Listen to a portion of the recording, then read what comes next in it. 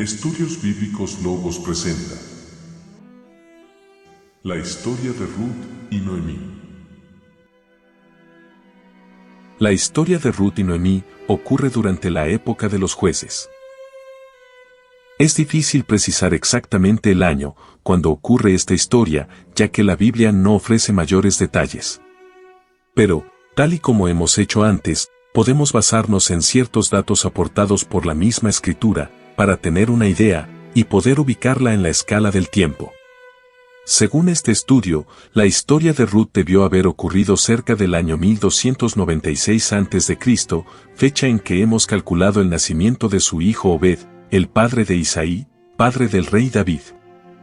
Ruth no fue juez, ni profetisa, ni siquiera fue hebrea, y la importancia de su historia solo tiene que ver es con la genealogía del rey David y más tarde, con la del Mesías. Ahora bien, aunque la Biblia nos dice que ocurrió durante la época de los jueces, no es tan fácil precisar en qué periodo de estos 330 años de la época de los jueces se desarrolla.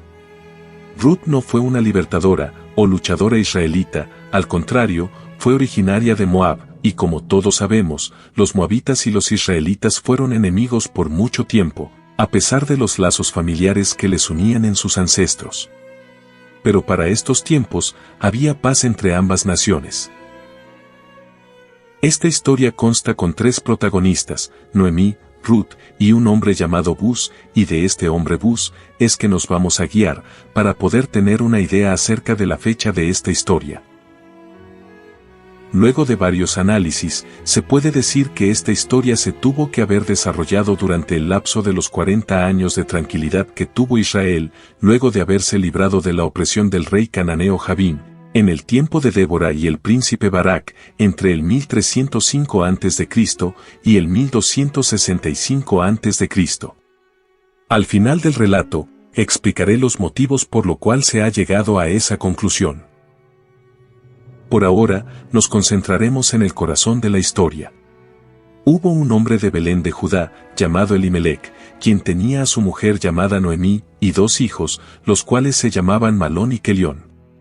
La situación en esa región se había puesto cuesta arriba, o precaria, por lo cual decidió emigrar hacia el otro lado del Jordán, hacia los campos de Moab, y allí se instaló. Las edades de los integrantes de esta familia son indeterminadas, pero podemos asumir que Elimelec era algo mayor, al igual que su esposa Noemí. Sus hijos deberían ser unos jóvenes de mediana edad, de unos 25 años. Ya estando en Moab, y al pasar muy poco tiempo, muere Elimelec, quedando entonces Noemí sola con sus dos hijos. Estos muchachos ya eran unos hombres como de 30 años, cuando tomaron mujeres moabitas como esposas. Sabemos que las tradiciones entre los moabitas y los israelitas eran bastante diferentes. Por ejemplo, en Moab existía mucha idolatría, aunque sí, tenían conocimiento de Jehová, ya que recordemos que el patriarca de esa nación fue un varón de Dios llamado Lot, sobrino de Abraham. Pero para ese momento, en esa nación reinaba más la idolatría antes que las propias cosas de Dios. Por otro lado, en Israel, que no vamos a decir que estuviera libre de los falsos dioses, pero este era el pueblo escogido por Dios y su relación con él seguía siendo como la de un hijo con su padre. La mujer de Malón se llamó Ruth, mientras que la mujer de Kelión se llamó Orfa. Y por 10 años vivieron en los campos de Moab junto con Noemí, nunca la dejaron sola. Pero por cosas del destino, los dos hijos de Noemí mueren siendo aún jóvenes, dejando viudas a sus mujeres. Pero qué cosas tan terribles le han pasado a Noemí en tan pocos años, que mueran las tres personas más importantes de su vida, en una zona remota, tan alejada de su Belén natal. Las lamentaciones de Noemí, por supuesto que fueron hasta el cielo. En su mayor dolor, había perdido todo en la vida, sin marido, sin hijos, y aún peor, sin nietos. ¿Qué pecado tan grande pudo haber cometido esta mujer para esta terrible pérdida? Bueno, como todo en las Sagradas Escrituras, esto también proviene de Dios. Aunque de una manera tan terrible, las cosas tenían que ser como fueron, para poder dar continuidad a esta gran historia del pueblo de Dios, Israel. Una vez, quedándose casi sin nada, solo con sus dos nueras, Noemí decide regresar a su tierra natal, Belén de Judá. Quizás allí encuentre algo de consuelo entre sus familiares y antiguas amistades. Había escuchado que en Israel Jehová estaba haciendo misericordia, dando prosperidad en sus siegas de trigo. Recordemos que la tierra estaba en reposo de las guerras. Entonces toma a Ruth y a Orfa y emprenden su marcha hacia el occidente, pero en el camino se pone a pensar mejor las cosas en frío, y de repente vio que no era conveniente que sus nueras fueran con ella, ya que no estaban acostumbradas a las tradiciones de esa nueva nación. Ellas eran mujeres que aún eran jóvenes, quizás de unos 40 años, y que aún podían rehacer sus vidas ahí mismo, en tierras de Moab. Pero sus nueras estaban tan apegadas a ella, que se opusieron a quedarse y dejarla marchar sola. Pero ella le siguió insistiendo, ya que con ella no tendría ningún futuro. Entonces Orfa la besó y decidió hacer caso a su suegra en regresar, pero Ruth no quería dejarla, a lo cual Noemí le dijo que siguiera el ejemplo de Orfa, pero la respuesta de Ruth a su suegra fue: No me ruegues que te deje y me aparte de ti, porque a donde quiera que tú fueres, iré yo, y donde quiera que vivieres, viviré. Tu pueblo será mi pueblo, y tu Dios mi Dios. Estas palabras quedarían grabadas para siempre, no solo como un ejemplo de amor, sino de fidelidad hacia alguien. Una mujer que no le importó dejar atrás sus tierras, sus dioses, sus tradiciones, quizás una buena vida al lado de otro hombre. Es por ello que su recompensa sería enorme de parte de Jehová. Una vez llegados a Belén, la gente se conmovió por su terrible pérdida. Suponemos que aún mantenían ciertas propiedades que habían dejado cuando se marchó con su marido. Y dijo a sus vecinos y viejas amistades que por favor ya no le llamaran Noemí, sino que le llamaran Mara, porque amargura era su vida. La vida continuaba, y Ruth de alguna u otra forma buscaba la manera de ayudar a su suegra a conseguir para comer y poder subsistir. Entonces es cuando decide pedir permiso a su suegra, para ir hasta los campos donde se estaba llevando a cabo las labores de la siega del trigo, quizás allí le dieran la oportunidad de recoger las espigas de desecho. De esta manera se llegó Ruth hasta uno de los campos, que casualmente era de un pariente lejano de su suegro Elimelec.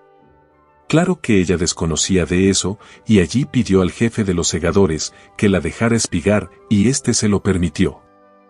Cuando esto ocurría, y ya pasado el mediodía, el dueño de la propiedad se aparece de repente, quien llegaba de vez en cuando, para ver cómo iba todo. Su nombre era Buz, quien era un señor que pasaba los 80 años, pero para ese tiempo, los hombres de esa edad todavía eran vigorosos y fuertes, y este era muy rico. La Biblia se refiere a Buz como si fuera un hombre soltero y sin hijos, pero a la edad de más de 80 años, es muy probable que fuera viudo y con hijos, solo que la historia no los toma en cuenta, ya que es con Ruth que tendrá la descendencia para la simiente de los reyes de Israel y el nacimiento del Hijo de Dios. Buz observó a la joven, que recogía las espigas tras los segadores, y preguntó al mayordomo acerca de aquella mujer.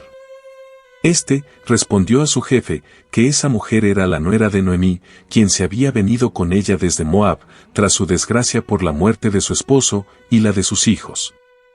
Estaba allí desde bien temprano, y no descansaba ni aún para comer. Buz era una persona temerosa de las cosas de Dios, y movido por la misericordia, se acercó hasta la mujer, y allí estaba ella, bañada en sudor, se notaba cansada. Entonces Buz le dijo a Ruth que estaba bien que se quedara a segar en sus huertos, que no tenía necesidad de ir a otros campos, ya que había escuchado de su terrible historia.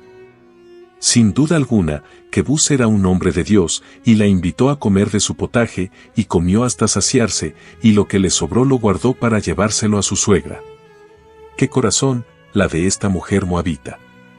Además de eso, Booz giró instrucciones precisas a sus trabajadores, para que le permitieran recoger de los manojos, desgranar para ella, y para llevar a su casa. Ruth estuvo allí en el campo casi hasta en la noche, y logró recolectar un efa de cebada, lo cual representa como 22 litros. Se fue a casa, y allí le entregó la comida que había sobrado a Noemí.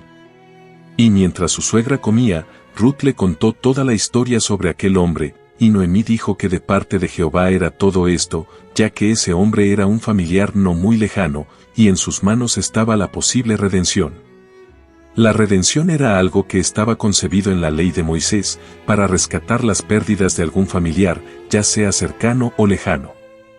La idea de esta ley era para proteger los bienes de las personas que por alguna u otra razón hubiere caído en desgracia.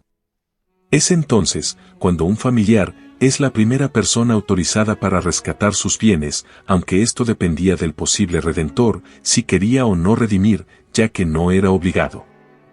Entre las cosas que se podían redimir, también estaba la posibilidad de casarse con la viuda de un familiar, tal como es el caso de Ruth. Si alguien quería redimir a esta familia tenía que casarse con esta viuda, y la primera opción la tenía el familiar más cercano a su esposo muerto. Y de esto se trata esta historia, ya que después de aquello, Noemí aconsejó a su nuera la manera como debía comportarse para lograr captar la atención de Buz, ya que en él estaba la esperanza de la redención. Con el pasar de los días, Buz se enamoró de ella y quiso casarse, pero no tenía la primera opción, ya que existía un familiar más cercano a Elimelec. Por ley, se tuvo que convocar a este pariente más cercano para ofrecerle la posibilidad de casarse con Ruth y redimir. Pero él se negó, ya que no quería tener a una mujer moabita entre su heredad. En lugar de tristeza por su negación, esto se convirtió en alegría y gozo, porque era lo que ellos buscaban, para que Buz ya no tuviera inconveniente alguno para casarse con su amada Ruth.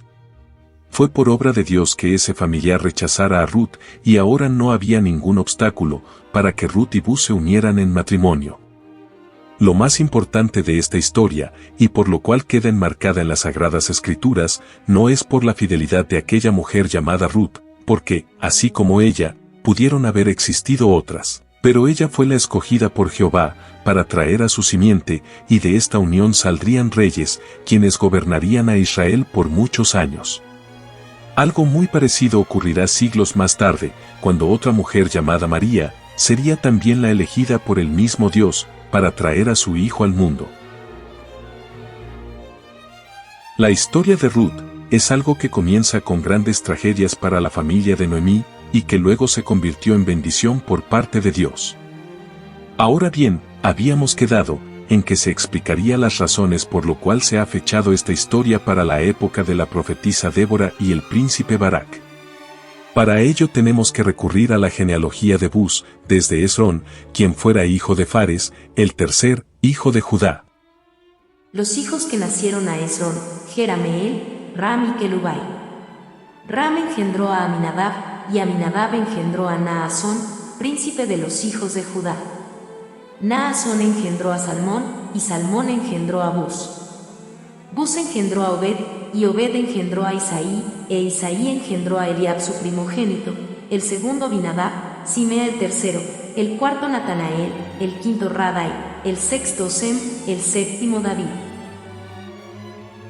En toda esta genealogía, a solo dos de los nombrados, podemos ubicar perfectamente en la escala del tiempo, a Naasón y al rey David. Sabemos perfectamente que Naasón fue el príncipe escogido por la tribu de Judá durante el censo del pueblo de Israel en el año 1492 a.C. en el Sinaí. No cabe la menor duda de que este Naasón es el abuelo de Buz.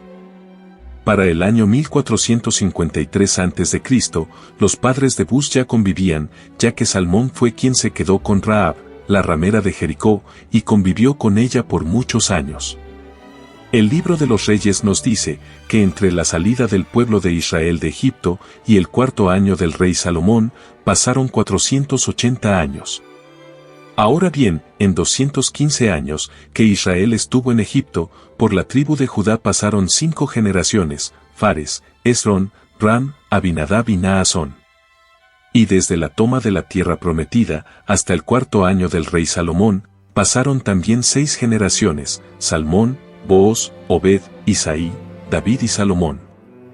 La pregunta es, ¿cómo es que, en 440 años, hayan pasado casi la misma cantidad de generaciones que en 215 años?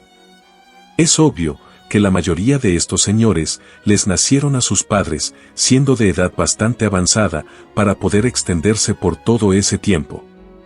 De tal manera, podemos asumir que Bus pudo haber nacido cercano al año 1377 a.C., cuando su padre Salmón rondaba cerca de los 100 años de edad. Luego a Bus le nacería Obed, estando ya en una etapa de vejez, sobre los 80 años, calculando una posible fecha muy cercana al año 1295 a.C. Luego, siendo Obed también muy anciano, de unos 110 años, engendraría a Isaí, como en el año 1185 a.C.